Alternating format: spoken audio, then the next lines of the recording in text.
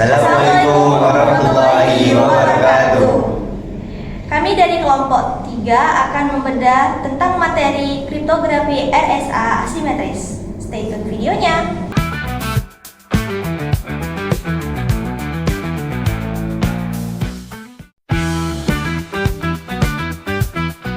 Halo, aku Windy.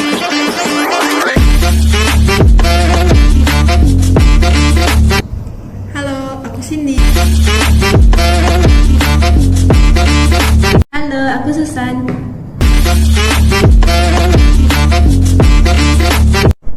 Aku Imam. Aku Eja. Pada kesempatan kali ini, kami akan membedah tentang materi kriptografi RSA asimetris. Apa sih kriptografi RSA asimetris itu? Dan bagaimana sih cara pengimplementasiannya? Stay tune videonya ya.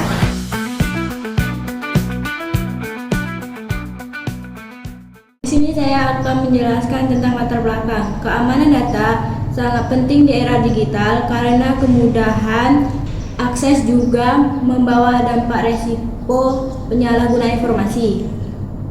Kriptografi digunakan untuk melindungi data, salah satunya menggunakan RSA yang menggunakan kunci publik dan privat untuk deskripsi dan enkripsi.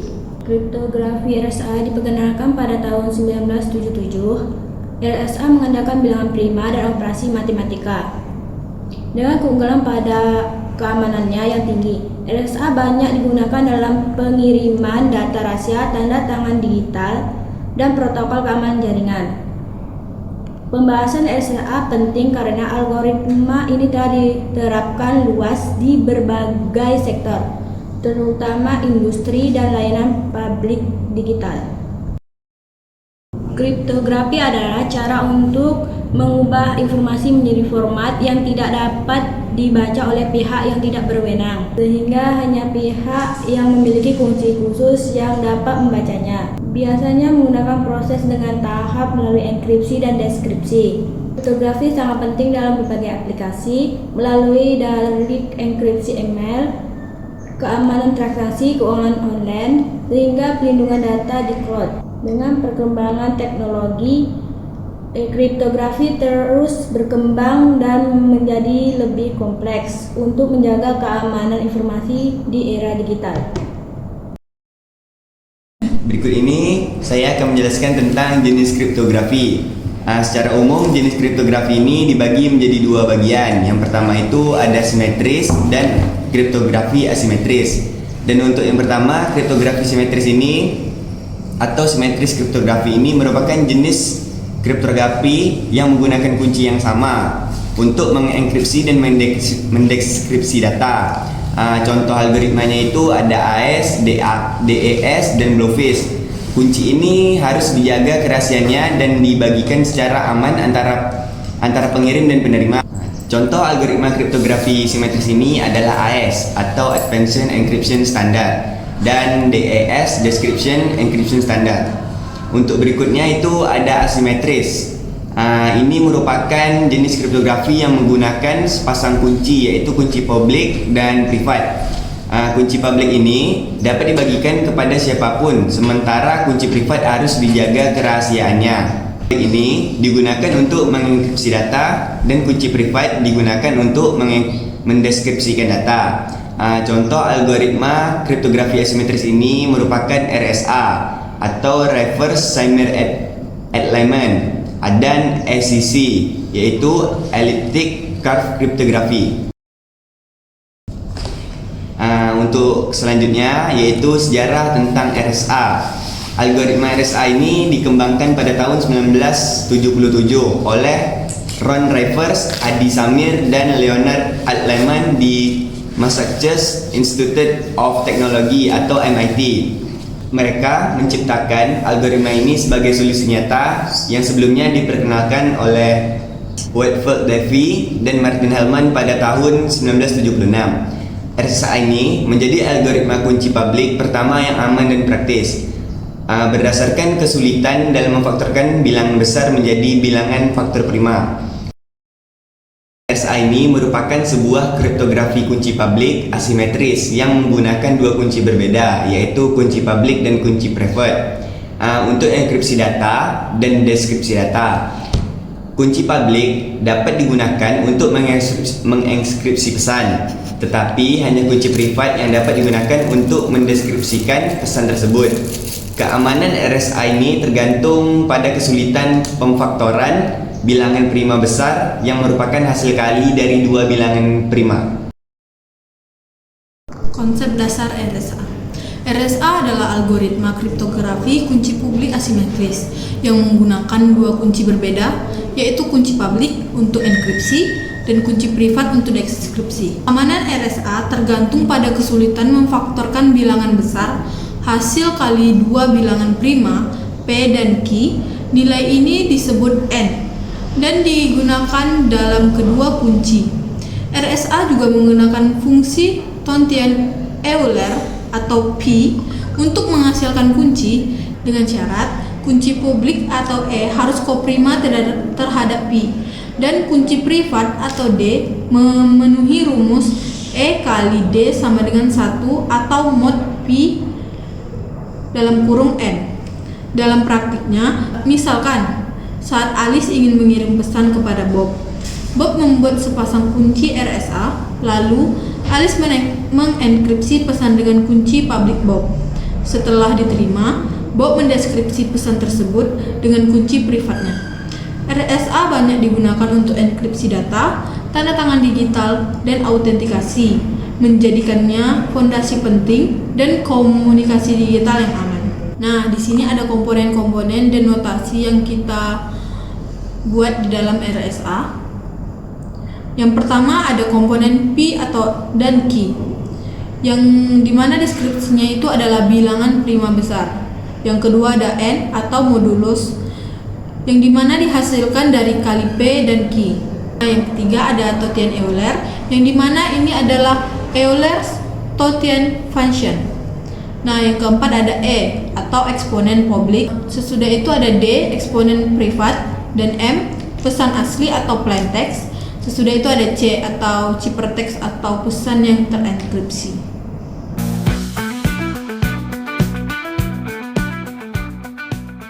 Untuk langkah pertamanya kita melakukan pembuatan kunci RSA, di mana kita memilih dua pilih bilangan prima, yaitu P dan Q, di mana P-nya itu adalah 17 dan Q-nya adalah 11.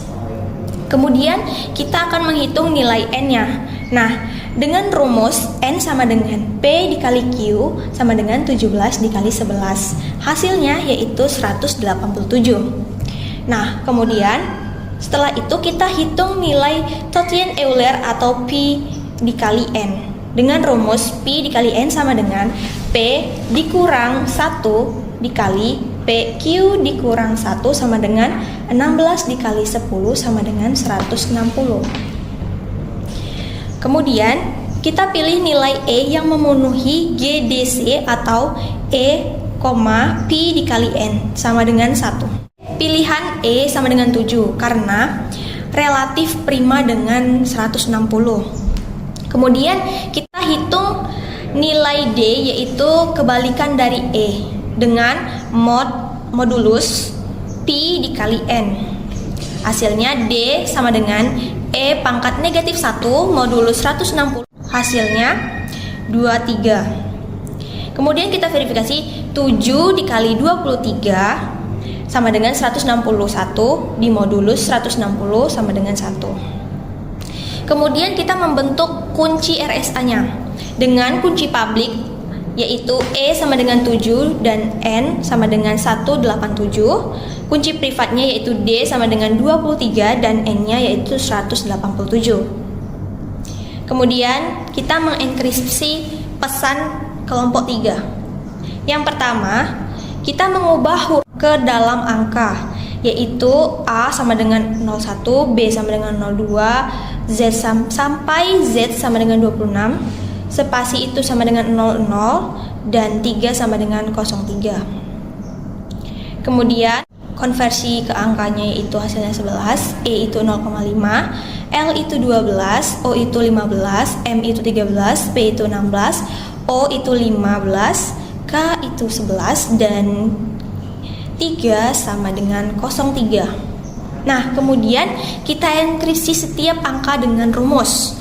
Dengan menggunakan rumus C sama dengan M dikali E di modulus N. Nah, perhitungan manualnya K dengan M-nya itu 11 tadi, konversi ke angkanya 11, kemudian kita masukkan ke dalam rumus di mana C itu 11. C sama dengan 11 M pangkat 7 di modulus 187, hasilnya yaitu 91. Kemudian E yaitu M-nya 0,5. C-nya sama dengan 5 di pangkat 7 modulus 187, hasilnya 104. Dan L, M-nya itu 12, C-nya itu 12 di pangkat modulus di pangkat 7 modulus 187, hasilnya 124. O, M-nya itu 15, C-nya yaitu 15 di pangkat 7 modulus 187, hasilnya 83, dan seterusnya. Untuk di bilangan angka seperti 3, M-nya itu 0,3. Nah, di C-nya itu kita masukin dengan rumus C, M-nya itu jadi 3 karena 0 itu nggak dipakai. M-nya 3 di pangkat 7 modulus 187 sama dengan 208 di modulus lagi sama 187, hasilnya 3,1. Nah, hasil enkripsi dari ciphertext perhitungan manual tadi yaitu 91, 104, 128, 83, 166, 138, 83, 91, dan 31. Nah, tahap selanjutnya adalah tahap deskripsi pesan dengan rumus M sama dengan C di pangkat D modulus N. Untuk perhitungannya yaitu C, di mana C itu merupakan hasil dari enkripsi atau ciphertextnya tadi, yaitu 91. Yang pertama, dengan menggunakan M sama dengan C pangkat 23 modulus 187, maka M untuk 91 di pangkat 23 modulus 187, hasilnya 11, dan seterusnya. Nah, kita sudah mendapatkan hasil deskripsi pesan berupa angka.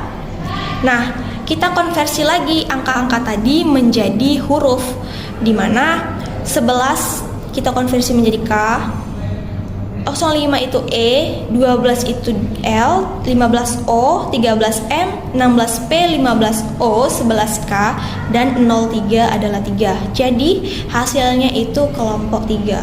Nah, plaintext awal kelompok 3. Kemudian kita mendapatkan ciphertext yaitu 91, 104, 124, 83, 166, 138, 83, 91, dan 31. Kemudian kita mengubah ciphertext tadi menjadi plaintext yang hasilnya kelompok 3 seperti plaintext awal.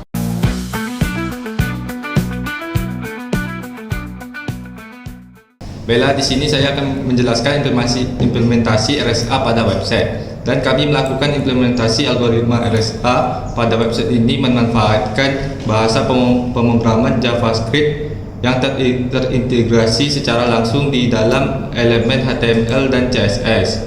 Semua proses mulai dari pembangkitan pasangan, kunci publik, dan private. Instruksi pesan menggunakan kunci publik hingga deskripsi pesan menggunakan kunci private dilakukan sepenuhnya dengan JavaScript murni. Implementasi ini tidak menggunakan library atau pustaka eksternal apapun, sehingga logika algoritma RSA ditulis secara manual dalam JavaScript untuk memastikan transparansi fleksibilitas proses kriptografi pada website ini. Ini adalah tampilan website kami. Di sini di atas ini ada dua tab, yaitu konsep dasar untuk penjelasan RSA, kalkulator untuk demonstrasi langsung. Di bagian ini, pengguna bisa mencoba menginskripsi pesan dengan kunci publik dan mendeskripsinya dengan kunci privat. Misalnya saya ketik Halo Dunia 123. Lalu kita klik tombol inskripsi, maka akan muncul hasil terinskripsi dalam bentuk batch 64. Kemudian hasil ini bisa langsung kita deskripsi dengan menekan tombol deskripsi, maka hasilnya akan muncul Halo Dunia 123. Proses ini berlangsung di browser tanpa koneksi ke server, lebih aman dan cepat.